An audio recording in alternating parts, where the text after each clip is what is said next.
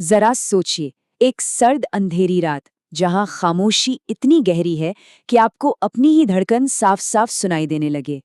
आज के इस एक्सप्लेनर में हम एक ऐसी खौफनाक दास्तान के पन्नों को पलटेंगे जो किसी डरावनी फिल्म की एकदम परफेक्ट स्क्रिप्ट जैसी लगती है। चार दोस्त हैं, कबीर, ओमी, रिहान और समीर। ये नए साल की आखिरी रात का जश्न मनाने अपने दोस्त आरव के एक बहुत ही सुनसान से फार्म हाउस पर पहुंचते हैं। लेकिन यकीन मानिए, ये कोई आम जश्न नहीं था। कहानी की शुरुआत में ही हवा में एक ऐसी भारी ठंडक है जो आपको सिर्फ सुनसान जंगलों और पुरानी वीरान जगहों पर ही महसूस होती है।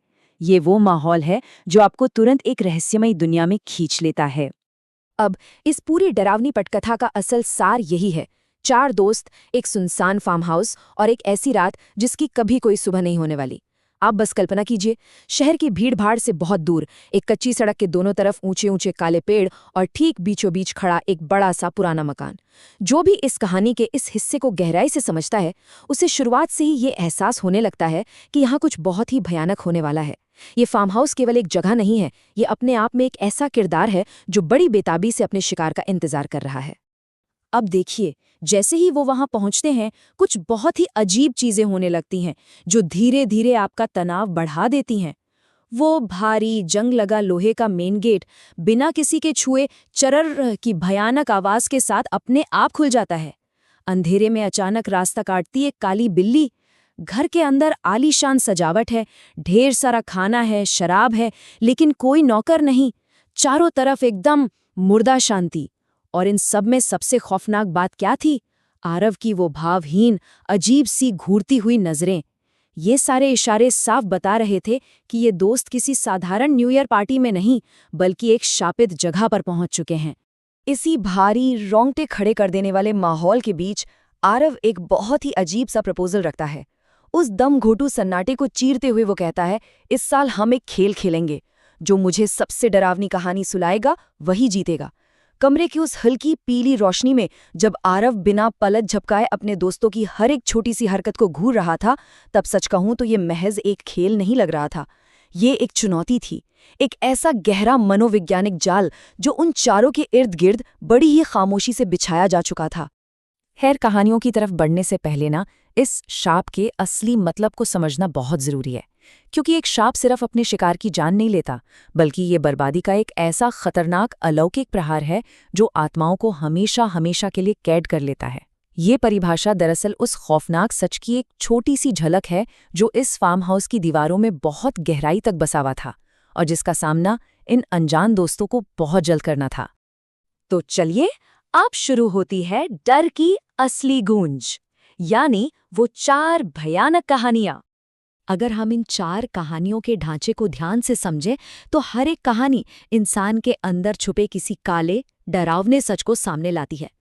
कबीर ने सीढ़ियों पर उल्टे चलने वाली एक ऐसी लड़की की कहानी सुनाई जो गहरे अकेलेपन का एकदम दमघोटू रूप थी।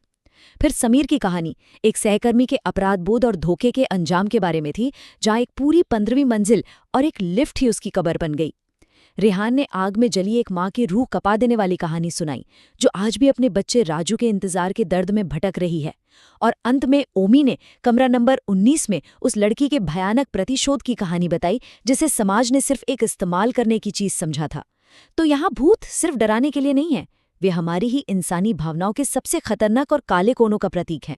कबीर की कहानी का ये हिस्सा सुनिए, ये सचमुच अंदर तक कंपा देता है। कमरा आपके अकेलेपन को सुनता है। इसकी आदत है आत्मा को कैद करना, जबकि शरीर बाहर ही रह जाता है। सोचिए, ये पंक्ति महज एक डरावनी कहानी का डायलॉग नहीं थी। ये असल में उस फार्म हाउस के कमरे के असली सच की तरफ एक बहुत ही भयानक इशारा थी। ये हमारे मन में एक गहरा मनोवैज्ञानिक डर पैदा करता है कि इंसान जहाँ खुद को सबसे ज्यादा सुरक्षित समझता है, असल में वही जगह उसकी सबसे भयानक कब्र बन सकती है। किसी भी डरावनी घटना की पूरी एनाटॉमी यानी उसके पैटर्न को अगर देखें, तो वो 3 साफ हिस्सों में बटा होता है। पहला कदम, आपको एक झूठी सुरक्षा का एहसास दिलाया जाता है जिसमें शिकार आसानी से फंस जाता है। दूसरा, कुछ बहुत ही अप्राकृतिक घटनाएं और डरावनी आवाजें शुरू होती हैं। और तीसरा, उस जाल का तब पता चलना जब वहां से भागने का कोई भी रास्ता ना बचे।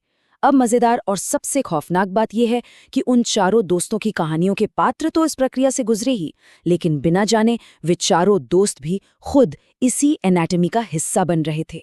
और फिर बारी आती है आरव की। कहानियों के इस दौर के बाद अब वक्त था उस खौफनाक सच का, जिसने उस रात का पूरा मतलब ही बदल कर रख दिया। जब आरव ने अपनी कहानी सुनानी शुरू की तो कमरे का तापमान जैसे एकदम गिरकर बर्फ बन गया हो। उसकी कहानी एक ऐसे लड़के के बारे में थी जिसने नशे में गाड़ी चलाते हुए एक बहुत बड़ा ना भूलने वाला गुनाह किया था।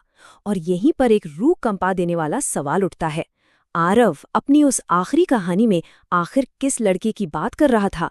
इस सवाल का जवाब उस सन्नाटे में एक बहुत बड़े तूफान की तरह छिपा बैठा था। आरव ने जो भयानक टाइमलाइन बताई ना, वो कुछ इस तरह थी। एक बारिश से भरी नशे की रात, जिसमें एक बूढ़े आदमी और उसके छोटे से पोते को कार से बेरहमी से कुचल दिया गया। वो लड़का उन्हें सड़क पर तड़पता हुआ छोड़कर वहां से भाग निकला। और बस उसके बाद शुरू हुआ उस श्राप का असर। बिजली की चमक में खून से लथपथ वो दो चेहरे उस लड़के को हर जगह दिखने लगे। फिर श्राप ने अपनी पहली बड़ी कीमत वसूली। उस लड़के के पिता की हार्ट अटैक से अचानक मौत हो गई। उस बूढ़े आदमी ने मरते वक्त कहा था ना, पहले तुम्हारे अपने मरेंगे। और अंत में सबसे बड़ा प्रहार क्या हुआ? उस लड़के के दोस्त जो उससे मिलने आ रहे थे, एक भयानक कार एक्सीडेंट में एक बहुत गहरी खाई में गिरकर मारे गए। और दोस्तों, यहीं पर आता है कहानी का वो चौंकाने वाला मोड़ जो दिमाग सुन कर देता है। एक तरफ वो भ्रम था जिसे हम सच मान रहे थे कि चार दोस्त नए साल का जश्न मना रहे हैं, बिल्कुल सुरक्षित एक कमरे में बैठकर डरावनी कहानियां सुना रहे हैं। लेकिन भयानक वास्तविकता क्या थी? आरव ही वो शापित लड़का था जिसने वो हिट एंड रन एक्सीडेंट किया था। और वे चार दोस्त, वे उसी भयानक कार एक्सीडेंट के शिकार थे जिसकी कहानी आरव अभी अभी सुना रहा था। उनकी आत्माएं अपनी आखिरी रात को उस कमरे में बार बार जी रही थीं, जबकि उनके असली मृत शरीर तो असल में उस अंधेरी खाई के तल में पड़े पड़े सड़ रहे थे। अब इस पूरी बात में जो चीज सबसे ज्यादा हैरान करती है ना, वो है ये सुराग। ये पूरी कहानी के दौरान हमारे एकदम सामने मौजूद थे। मेज पर इतना शानदार खाना रखा था, लेकिन किसी को भूख नहीं लगी। किसी ने अपने ग्लास की शराब का एक घूंट तक नहीं पिया। कमरे में एक बहुत ही अप्राकृतिक जमा देने वाली ठंड थी जो जाने का नाम ही नहीं ले रही थी। और सबसे बड़ा सुराग, शीशे में उन चारों में से किसी का अक्स, किसी की परछाई ही नहीं दिख रही थी। सच्चाई तो उसी पल से चीख चीख कर सामने आ गई थी जब वो जंग लगा गेट बिना छुए खुला था। जब आरव ने अंत में ये बात कही ना, तो उसके शब्द एक भारी पत्थर की तरह उस कमरे के सन्नाटे में गिरे। तुम लोग जिंदा नहीं हो और मैं भी जिंदा नहीं हूं। इस एक लाइन में जो खौफ और पूरी तरह से टूट जाने वाली निराशा है, उसे शब्दों में बयां करना मुश्किल है। वो एक ऐसी सच्चाई थी जिससे अब कोई भाग नहीं सकता था। लाइट एक झटके से गुल हो जाती है और कमरे के एक अंधेरे कोने में वही बूढ़ा आदमी और उसका नाती एक ठंडी भयानक मुस्कान के साथ खड़े दिखाई देते हैं। तो इस कहानी का सबसे अहम और डरावना बिंदु यही है कि शराब से आप कभी भाग नहीं सकते। आरव ने उस बूढ़े आदमी और बच्चे की खौफनाक आत्माओं से बचने के लिए हार मानकर खुद अपनी जान ले ली थी। उसे लगा था कि मौत उसे इस भयानक अपराध बोध से आज़ाद कर देगी, लेकिन मौत ने उन्हें आज़ाद नहीं किया, बल्कि उस श्राप ने उन पांचों को हमेशा हमेशा के लिए उसी फार्म हाउस में कैद कर दिया। ये खौफ की एक ऐसी अंतहीन लूप बन गई जो अब कभी खत्म नहीं होगी। अब जब हम इस खौफनाक एक्सप्लेनर के बिल्कुल आखिर में आ गए हैं, तो एक ऐसा सवाल पीछे छूट जाता है जो शायद रातों की नींद उड़ा दे। जरा सोचिए, अगर वो हमेशा के लिए इस डरावनी रात को ऐसे ही दोहराने के लिए शापित है, तो इस वक्त अंधेरे में बैठकर उनकी ये कहानियां असल में सुन कौन रहा है? क्या वो उस बूढ़े आदमी की आत्मा है, या शायद ये हमारे और आपके अनजाने में उस फार्म हाउस के खामोश ठंडे कमरे का हिस्सा बनने जैसा है? ये एक ऐसा विचार है जिसे आसानी से भुलाया नहीं जा सकेगा। अगली बार किसी खाली कमरे में अगर अचानक से ठंडक महसूस होना, तो सोचिएगा जरूर, शायद वो किसी अनदेखी मौजूदगी का